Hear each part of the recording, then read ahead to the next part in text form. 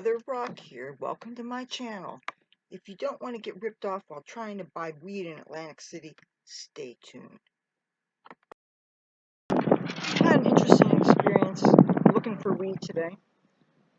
Today we had the bear show on the Boardwalk, and since it's so hard for a person to find a safe place to buy marijuana, even though it's legal in the state of New Jersey, I figured let me bring some money and hit the Boardwalk on a very crowded day, and maybe, just maybe, I'll find some marijuana since it's legal. So I, on the Boardwalk, and I ran into a man who recognized me from the scene, shall we say, and didn't remember my name or anything, but the subject of marijuana came up, and he happened to mention that he had some, and turned out he had some for sale.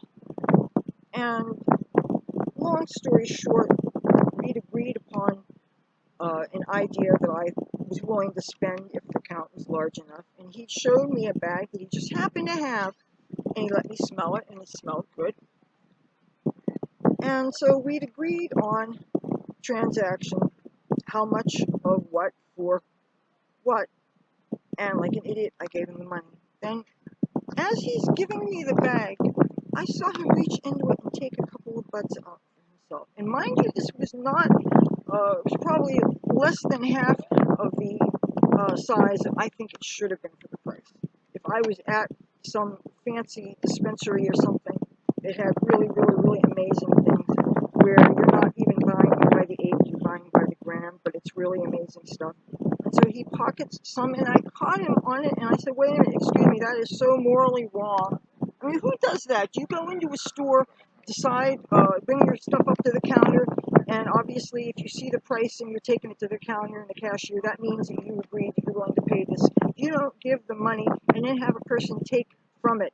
Oh yeah, I want that pint of ice cream for $3, please, and have somebody take a scoop out there and help himself to a bowl before giving you the best of your ice cream. I mean, that's basically what it amounts to. And so when I call him on it, he puts most of it, but not all of it back. And I'm pissed off. You know, right away you know the person's ethics. Well, he already agreed to smoke some with me, and when people smoke out here, a lot of times they open up a blunt. And I don't smoke tobacco, so blunts are very harsh on my lungs. But, you know, when you haven't smoked in like 3 weeks, you appreciate some THC, right?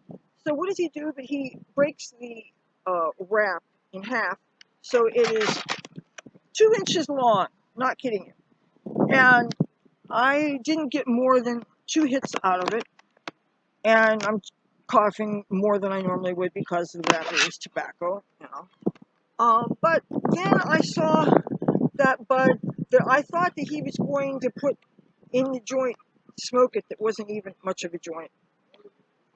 And he pocketed that and acting like he's some buddy of mine or something. And I'm thinking, boy, you dirty dog. So it's just hurtful that people will do that. You know, just because you're a familiar face to somebody and a person is a familiar face to you doesn't mean they can be trusted. And people like myself wouldn't have to go through these things if they had licensed, open, legal dispensaries for the non-medical community.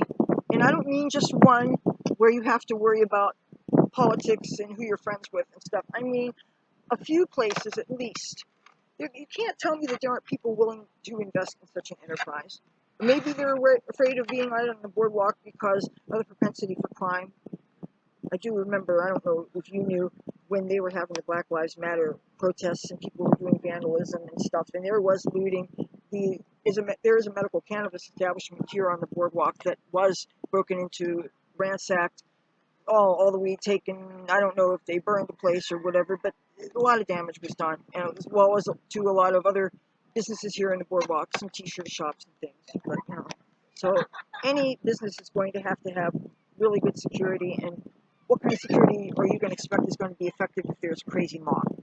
So, but why don't the casinos sell them? Are you familiar with almost every sign I ever saw said in a casino, if you're in a guest room and you're in a smoking room, they specifically forbid smoking of marijuana? It's ridiculous. We have this law. It would be so much better if it was legally on the federal level. You know, that's what we need, is federal legalization. It's really scary to know that you can be safe here, you can be safe in Washington, D.C. I did New York State just vote for it. I think I read somewhere Massachusetts. Maryland needs to go legalization because they're right next to Washington, D.C. You know, with Washington, D.C., you can't be on federal property. Other than that, you get it delivered to you. Where do you go in New Jersey? The only place, it just feels raw and just fucked up. I want you to see what I ended up getting for $40. Oops. There went the light. This is my hand, and this is the bag. There was like this much more that guy took away. And there was a roach that was also helping to fill it up, and it was the kind of roach that you would get when you smoke a blunt, which of course added to the look of the bag. So this is really not very much. Now, can you imagine dividing this in fours and what a dime would be? It's absolutely ridiculous. Well, I'm not going to forget this. Shame. Shame on him. And shame on me for being stupid and giving the money up front. I never thought that he would be so underhanded. If you like this video, feel free to give it a thumbs up. If you haven't already, continue subscribing. When you do, hit the bell so you don't miss anything I post. I will see you later. Bye.